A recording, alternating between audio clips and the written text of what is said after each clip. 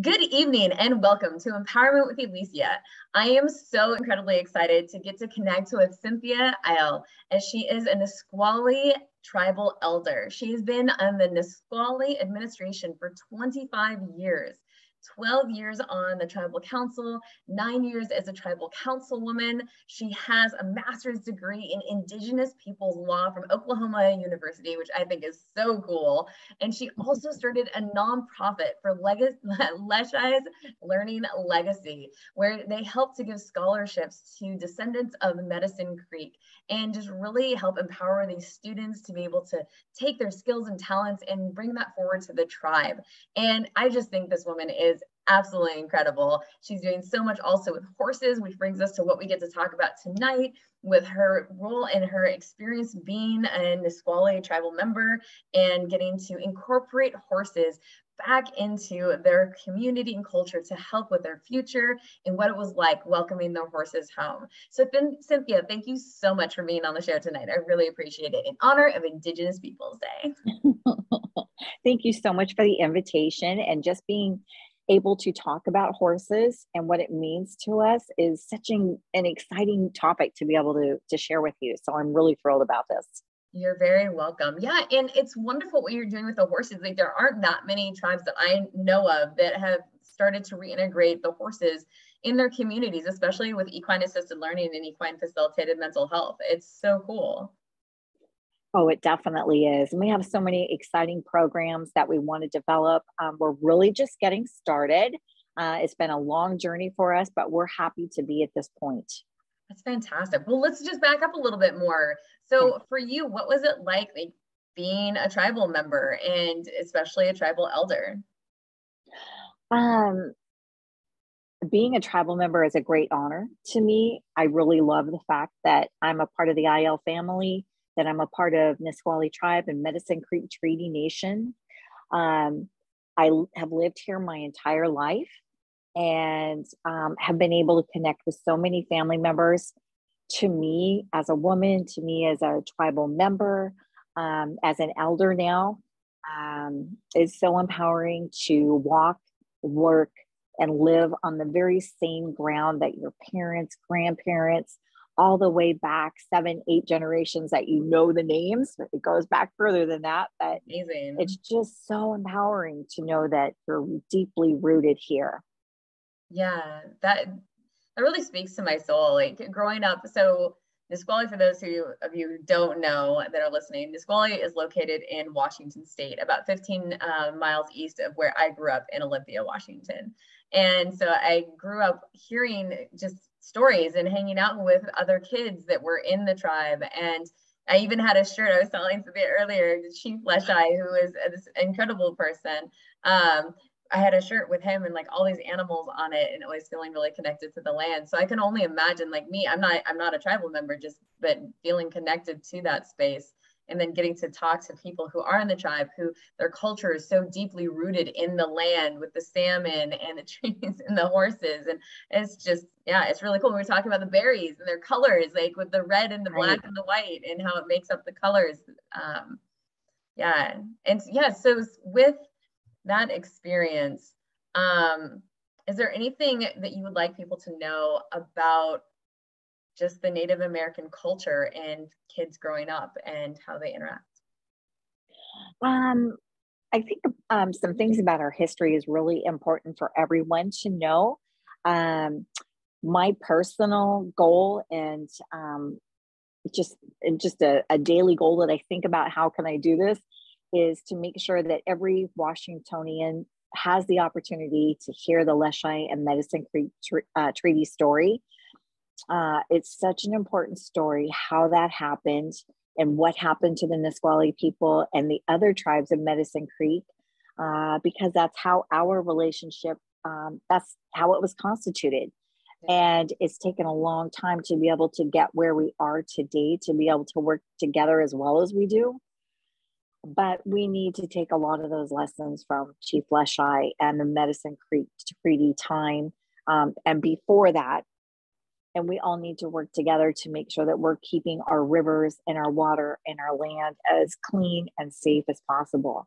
And I think with COVID that happened, it was a time for people to step back. A lot of people started working from home and doing more from home. And we kind of changed our lifestyles a little bit. And I think it's important that we take a look at how we all live and keep in mind our way of life. And I think now is a really good time to share those messages. And I think people are willing to listen. Recently, I've just made an awful lot of great friends and contacts at PLU, Pacific Lutheran University, SMU, St. Martin's University, and Evergreen State College. And the students and the faculty there are so interested in our culture. And many of them are doing land acknowledgements. And the reason that we've connected is because they're happy to do that land acknowledgement, but they want to do so much more. They want to keep that act alive. So just for a second, for people who are unaware of what land acknowledgement is, can you just break that down really quick so that they can understand? Sure. So what that is basically is all the city governments around us, schools, many of the businesses and organizations around us are doing what's called a land acknowledgement. So they will fly our flag. They may put up a piece of Nisqually art. Many of them have. They have a special ceremony where they have some tribal, cultural and elder people come out to have a small ceremony and just acknowledge that they are living and working on Nisqually homelands. So they recognize that this is tribal land, which is wonderful. And people want to do more than just that ceremony or that recognition. They want it to be alive and living and doing more and more. So it's a great opportunity to learn about Chief Leschi. And, I've been telling that story ever since the Leschi exoneration, before that actually, to kind of help get that momentum and support for him during that exoneration timeframe. But Chief Leschi, when he fought for us to keep our land here, there were many great leaders out there throughout the entire U.S. that fought for their land. We were really one of the last ones. We were the last 5 treaties that were executed here as Washington Territory turned into a state. And in Washington State, Medicine Creek Treaty was the first one. Chief Leschi went through an awful lot to get our reservation on a piece of land that represented us. So our name, Nisqually, in our language is Squaliopch, and that means people of the river, people of the grass country.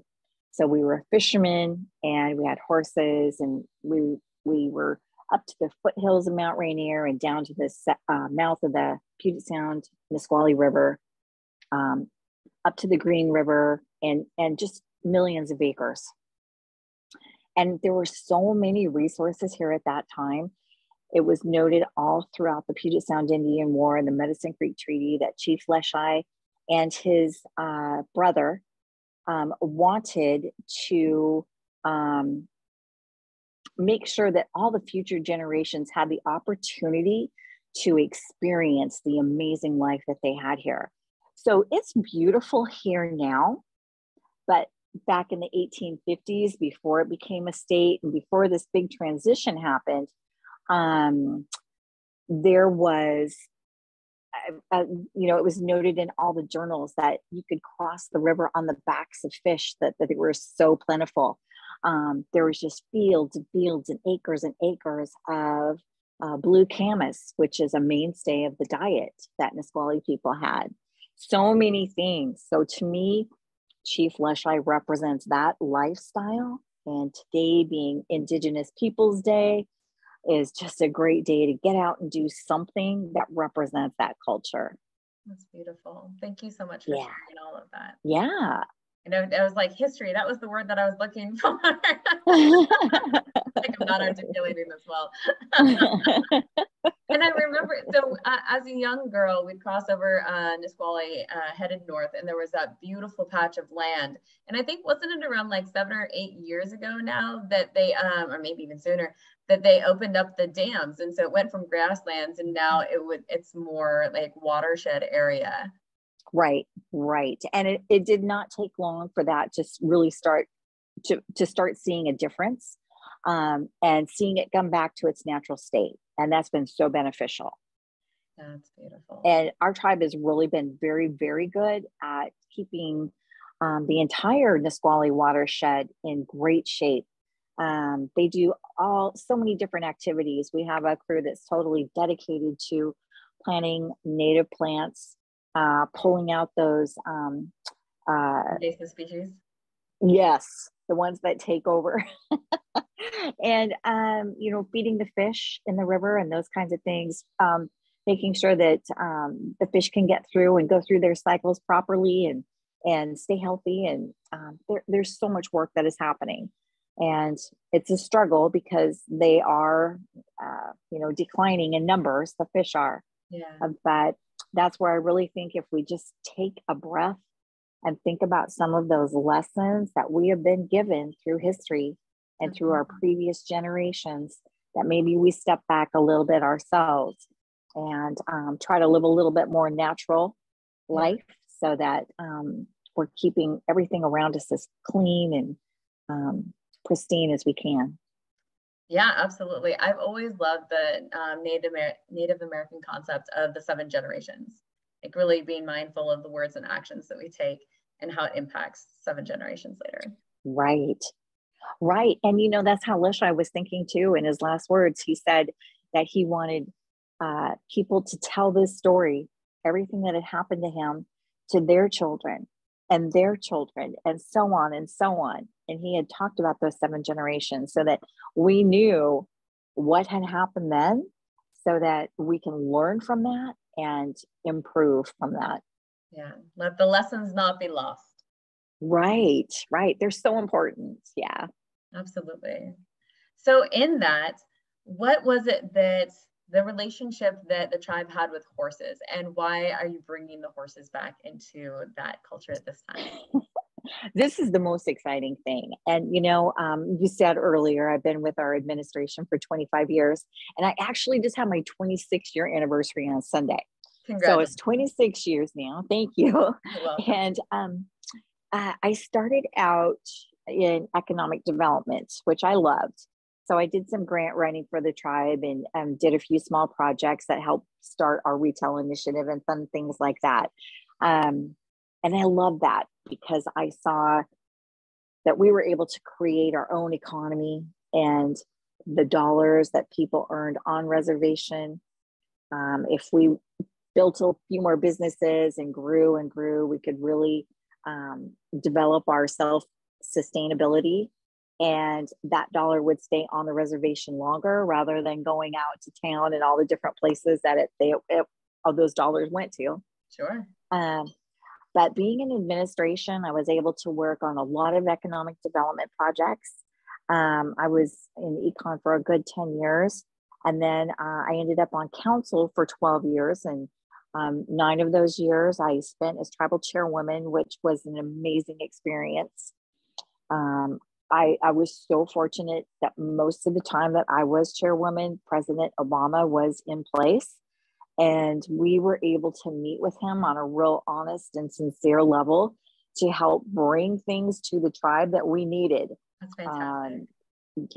Just streamlining the fee to trust process, bringing FEMA dollars directly to the tribe rather than through the state, and just really helped build even further that sustainability for ourselves. Through all of that growth, which is so important to the tribes, right? And we need some economics on our reservations, right? And it's so important to us, but we don't want to lose sight of our culture. Yeah. We don't want to lose sight of our history and how it was we got there. We've got to keep that. So there's got to be a balance constantly between economic development and culture. And there's different ways of approaching that to make sure that happens. Yeah. And through those last 25, 26 years, I came from a family that weren't really fishermen. We were more people from the grass country, and we had always had horses. And we had horses through my grandfather's generation.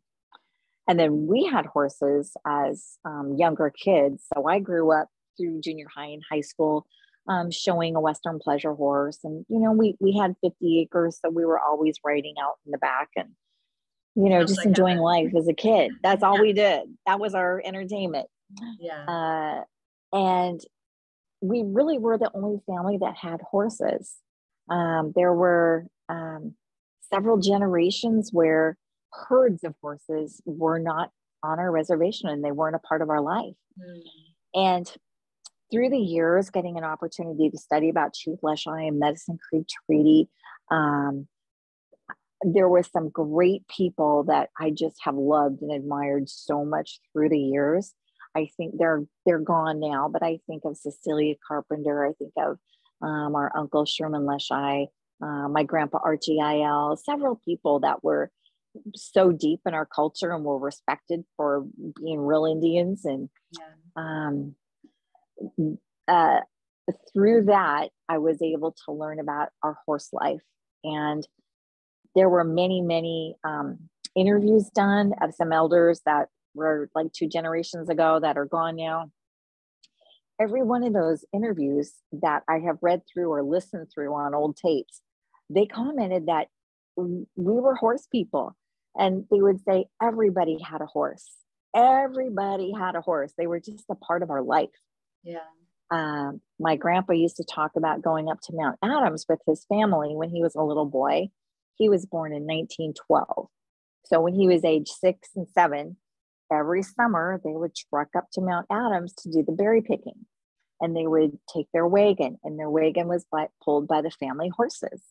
And his job was to, as that wagon went up the mountain and they would stop for a break so the horses could rest, he would chink all the tire or the wheels, and that way the wheels would not roll back, right? The horses could rest. Yeah. So, you know, they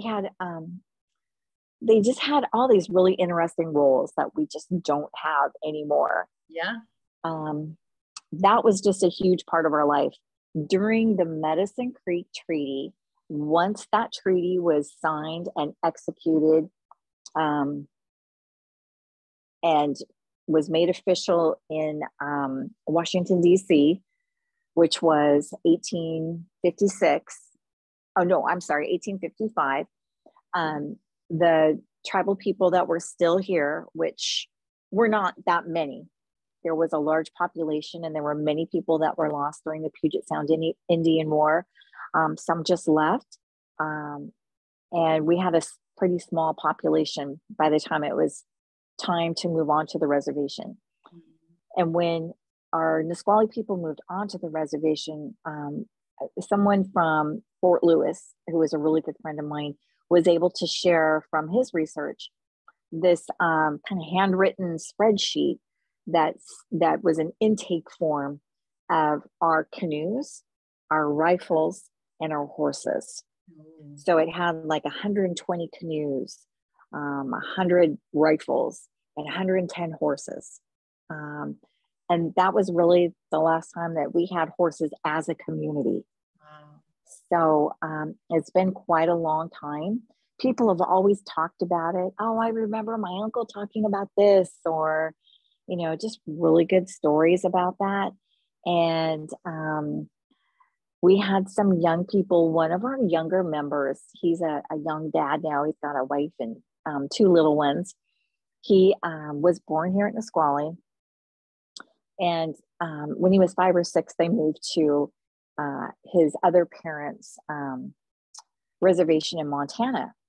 Mm-hmm. And so he grew up there with horses in the front yard and just plenty of land to go and ride. And he learned from his grandfather so many great horsemanship skills. Yeah. So when he moved back here, when he was a young adult, he said, well, where's the horses? And we said, well, we just really don't have any. And so he made this commitment to help get them back. And we kind of packed together and my skills on the paperwork side, administration, right? I was able to help find, well, it came in kind of an odd way that we got horses back here, but I knew him, and his name is Keone. Hopefully you get to talk to him in the future. He's really interesting. We had purchased this small piece of land, and the family that was there, they had 5 acres. They had 2 horses there that they had just not really been riding or doing anything with. So these 2 horses, they had just been in the field for a couple of years, and they were nice enough, but they were, did I just hear horses nickering? Oh yeah, that's mine. They're like, what are you talking about? We did say, someone said that they thanks you for, Deborah said she thanks you for taking care of our environment. Oh, absolutely. There's so many good people who work on that effort. It's just, you know, it takes a village. Yeah, you're welcome. That's so important. Yeah. But when we purchased that piece of land, that family moved off and they asked us to keep those horses. And I was a part of that purchasing team for that land buy, and said, yes, we'll keep them. So I called up Keone. I said, guess what? We have 2 horses. Awesome. So within the next couple of months, we ended up purchasing another piece of land that's right here next to our reservation, and it's 70 acres. And I was like, this is perfect for our horse ranch. We can do it. We can bring them back now. And so thank goodness Keone was just, thank goodness he was here. He was meant to do this. This is his role in the tribe, right?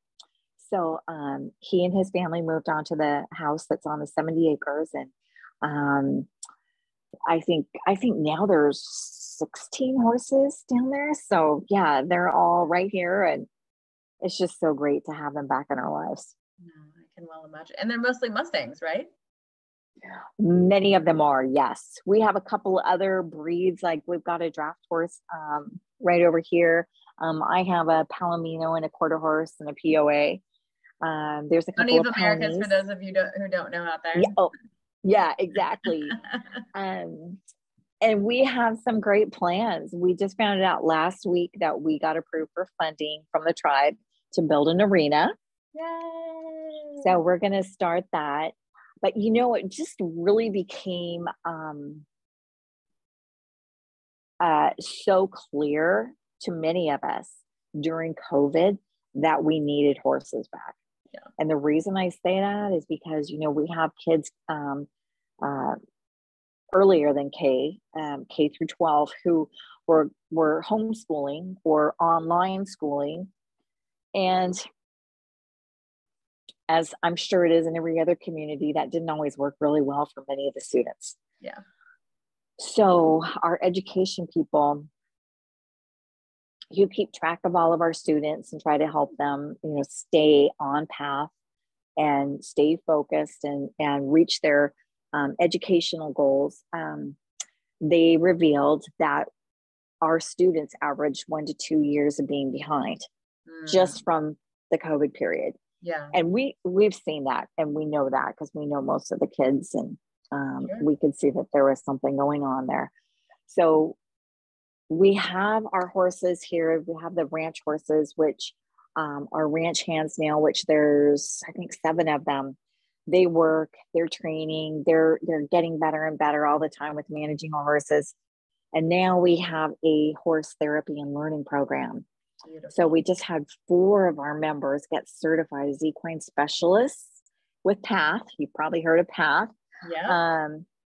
And we are going to embark on our own horse therapy program here and learning as well. So we're going to include all of our kids and hopefully be able to bring them out for learning mindfulness, being able to focus, job readiness.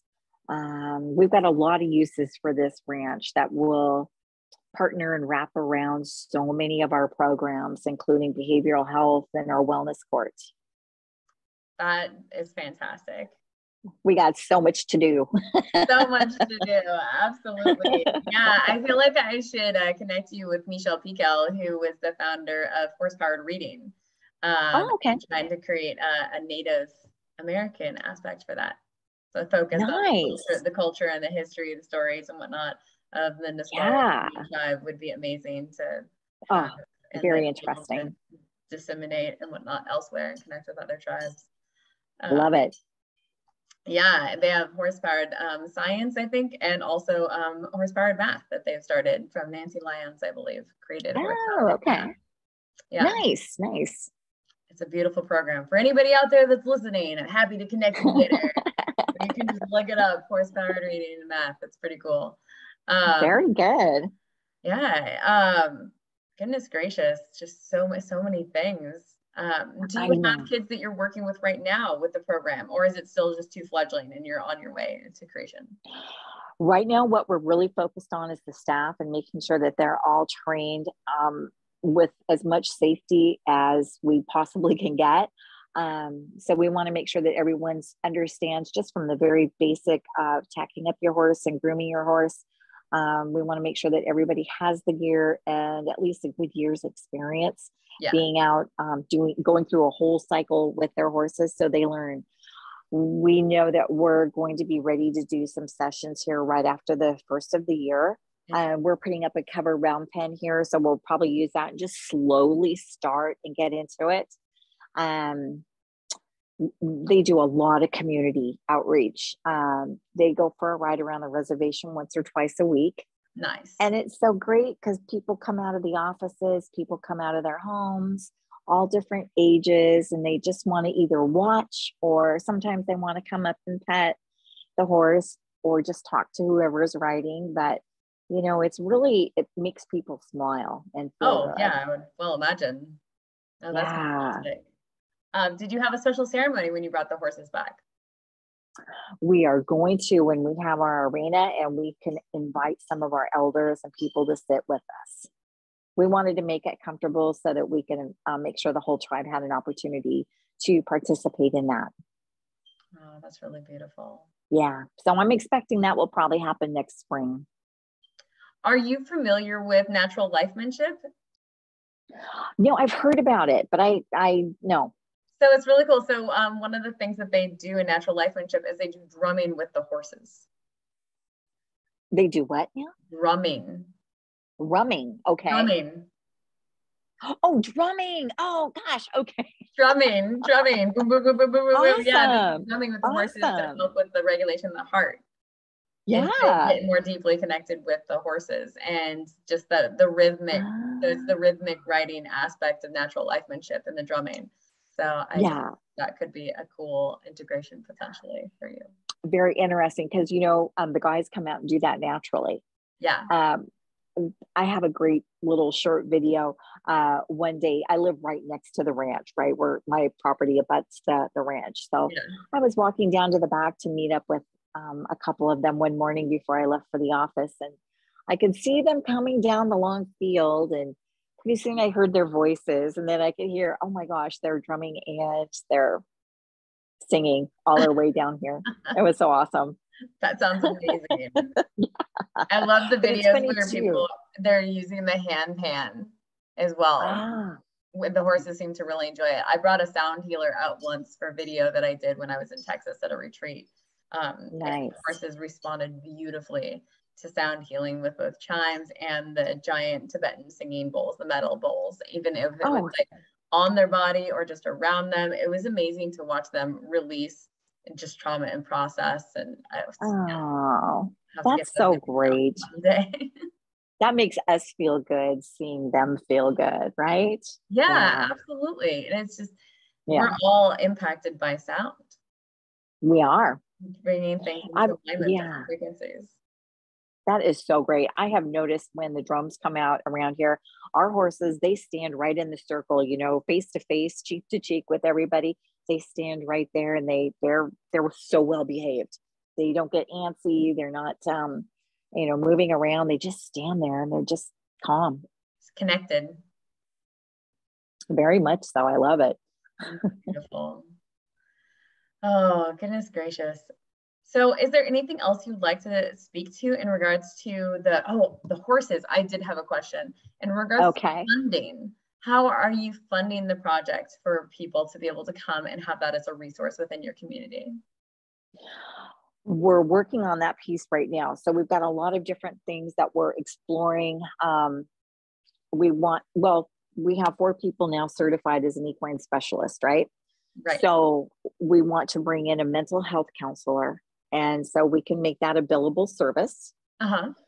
We want to partner with our Head Start department, our Head Start students in that program. And we were thinking, Head Start has so many great opportunities for their kids. We're thinking that we can do some counseling things with them. And we also think that they may be able to sponsor one of our minis or 2 of our minis. And those horses are being trained so that the kids of the very young ages can walk them or just come out and pet them or groom them. Yeah. And just, they'll be gentle and be fun for them. So we want to start that. So Head Start is a possibility. We're also partnering with our EAP program, which is Employee Assistance Program. And we really found this to be true also during COVID, that our employees, myself included, were really stressed, especially in the beginning when we didn't know what the heck was going on. Oh, yeah, for sure. So we have decided that we will offer counseling to employees, and they go right through our program. So that's awesome. We're thinking about incorporating a dog program also. We'll see. Great. Well, yeah. Gosh, and what were some of the other things? Let's see. But those are the main ones that we thought about. We also have, of course, our own police department, and we have 4 officers who do want to ride and have a mounted patrol unit. Fantastic. And they have been partnering. Yeah. It's been really exciting. They've partnered with Seattle Mounted Police Unit, and SPD has come down several times and done rides around our reservation with them. And we can just see it growing, where maybe it could become a program for those who are incarcerated to help care for the horses and care for their barn and that kind of thing. Yeah. But we've got many opportunities, and we're kind of starting right on those that I listed. Yeah, no, that's great. I mean, a lot of people don't realize that we use horses for search and rescue, and that horses actually have better scent than dogs just because of their height. True. And they can be scent trained. True. Little piece. True. Oh, that's so cool. Yeah. What else? What else should we do with horses? Gosh, let's see. Well, we know that they're just going to be a large part of our culture. We were talking about, Keone really had some great ideas on this. This was his thought. You're probably familiar with canoe journey, that we really haven't had one since COVID, but every summer there was a canoe journey. And I think that went on for like 25 years.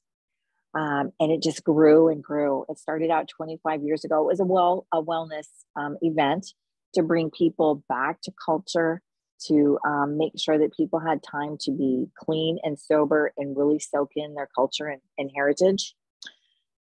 And that was a growing event. It was so popular and people loved it so much. It was church for many people. And I myself just enjoyed that. It was so amazing. And canoe became a way of life for a lot of people. And it brought and represented wellness. So we want that to be the horse's way also. We want to bring that good medicine that we get from being with our horses and them being a part of us and being our siblings and our family. And Keone was thinking that we should do a Medicine Creek, a treaty ride. So like from here to Yakima. And I don't know, he was mapping it out and it sounded like it was probably a good 2-week trek. And I'm not exactly sure how all, it would, we would get there, but I could see that happening and becoming a really nice memorial ride for people every summer. Yeah, that sounds amazing. Yeah. So, not only are we looking for our horses to bring them back to be a part of our lives, but we really want them to get the respect that they once had with us and be a part of our family and just represent a whole new level of culture for us. That's beautiful. So yeah. And I'm just really happy. Oh, go ahead. No, you're really happy. Let's share that one for sure. I was just going to say, I'm really happy to be on this particular project, if you will, at this time in my life. I'll be 61 next month, and I really don't want to work terribly much longer, in the office anyway. I would like to be able to spend far more time with our horse ranch and do things there. So for me, I am just thrilled to death to have horses back in my life. I just feel that that's my therapy and that is my culture. And, I was never really good at beading. I was never very good at weaving, but you get me on a horse and I'm pretty decent. So I feel like, okay, this is where I belong. And I've had just some really great parents that are bringing their kids to me and asking me to help them learn how to ride. Yeah. So I just feel like, okay, I feel so good about this. And this is what we need to do. We've had a lot of challenges with drugs, with mental health. It's very hard to get mental health professionals here at the tribe and keep them. It's a very competitive field, and it's really hard for us to get that type of employee here to help. Can I ask a question about that? Yeah. So I've heard, and hopefully this is an okay question. I've heard that sometimes it's hard for the tribe to bring outsiders in, that they prefer to have things be the tribe members and not themselves. Is that part of the problem with being able to get the support that's needed? I don't think so anymore. In fact, I really noticed a change again over COVID. I've noticed a lot of changes during that time frame. We have grown our employees, our employee base by so much. When we first went into COVID, we were about 430 employees. We're now like 580. That's awesome. And it's a lot of growth and it's good. And, there's just no way that we could ever fill all of our positions with tribal members. So we know, and we're happy to bring in our community members to work with us and help us grow.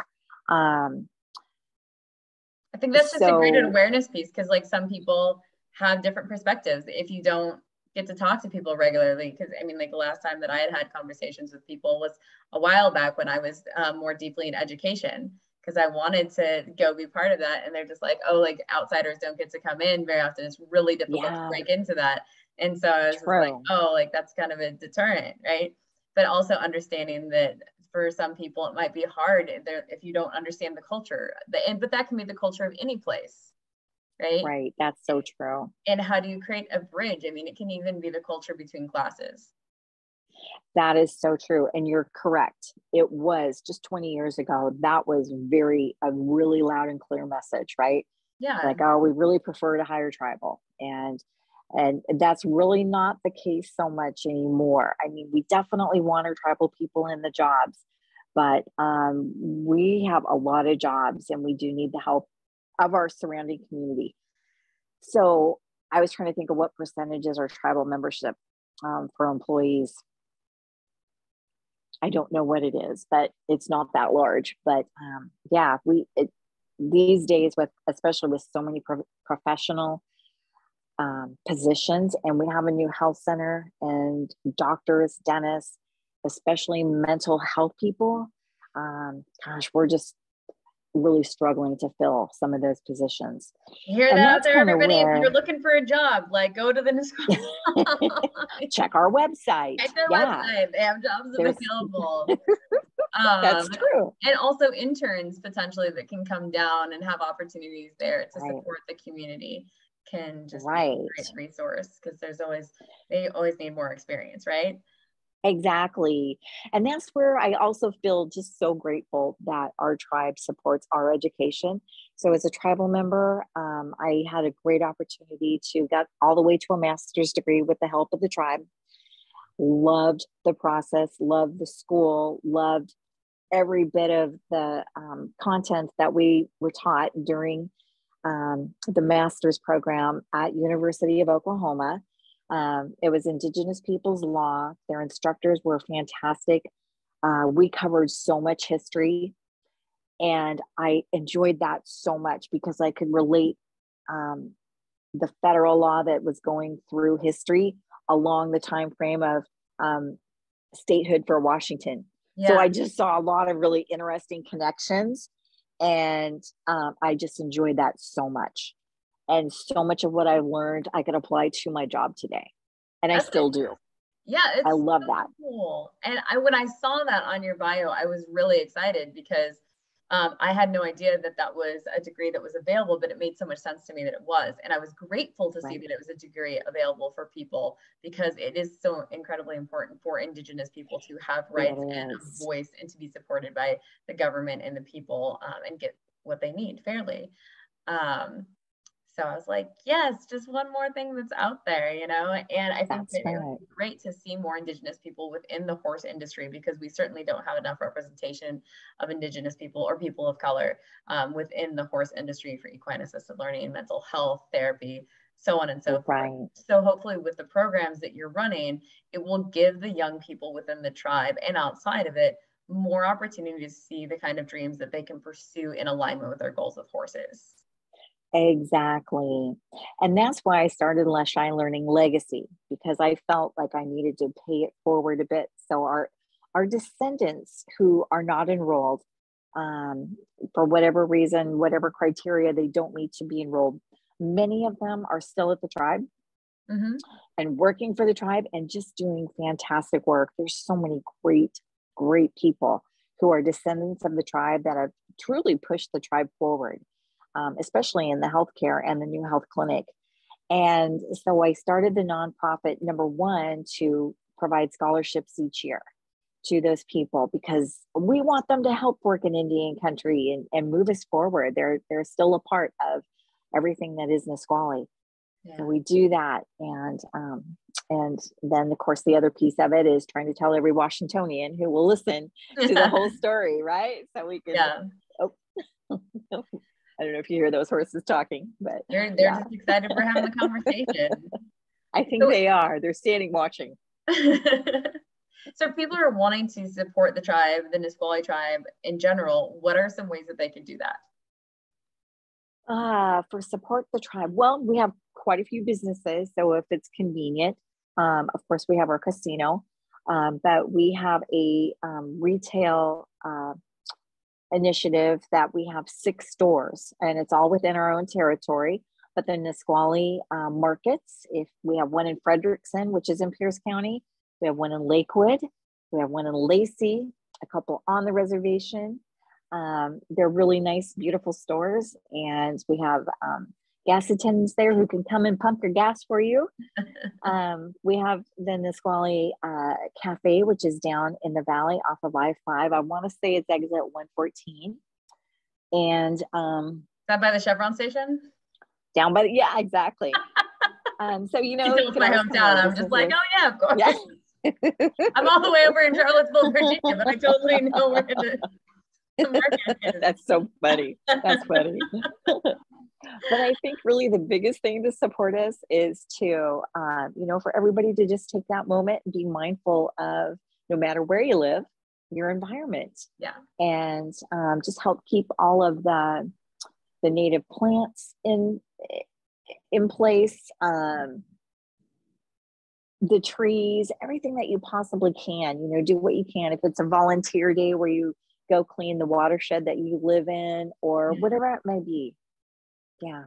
That's a very important and beautiful message. Thank you so much for sharing that, Cynthia. Thank you. You're welcome. And so in closing, as always, we have the same question, folks, is who inspires you in the world today? In the world today, oh my gosh. There's actually quite a few people. It can be more than one. It can even. Okay. I'm going to give a little shout out to my friend. Well, there's 2 ladies, and well, oh my gosh, there's quite a few. They have 2 different schools of thought. but I'm going to talk about a really dear friend of mine who I just met about a year ago, and her name is Christy Dees at Healing Hearts Ranch in Tumwater, Washington. Yes, I know her. Oh, you do? I do. Okay. She's a great human being. She does a lot of good work out there. She really does. And I went to her first annual auction fundraiser event about 3 weeks ago and got to meet some of the people that she works with. And their stories were so touching. And they had learned so much about just their own personal life management, life skills from her. I just thought the work that she does is so timely because people really need that, all of us. Yeah. And the way she views her horses, she is the poster woman for treating horses well and really caring for them. I've learned so much. I was trying to learn her style of riding, natural horsemanship, and just learned a lot of really good things. And I just think she's wonderful. Well, thank you so much for sharing that. And it's nice to get shout outs for people from back home. Yeah, absolutely. So Cynthia, where can people find you today if they wanted to ask you more questions, have you on their podcast, contribute to the tribe in any way? Probably the easiest way is go to my website, which is www.leschillearninglegacy.com. Or if you're on Facebook, you can catch me there. How would they spell Leschi? LeschI. There you Learning go. Legacy. Yep. Kind of an interesting word for people that aren't familiar with it. Yes. Or at the tribe. If you look on the tribe's website, you'll see our main number and you'll see me in there somewhere in my email. Awesome. Well, Cynthia, thank you so much for your time and everything that you're doing to contribute to the tribe and making the world a better place. I really do appreciate you. Thank you. I think you're getting some wonderful stories out there, and we really appreciate you. Thank you. Well, ladies and gentlemen, everybody out there watching, I hope you enjoyed the show, learned a little bit something new, and until next time, we will see you later. And on Monday, in fact, with Junaid. Bye.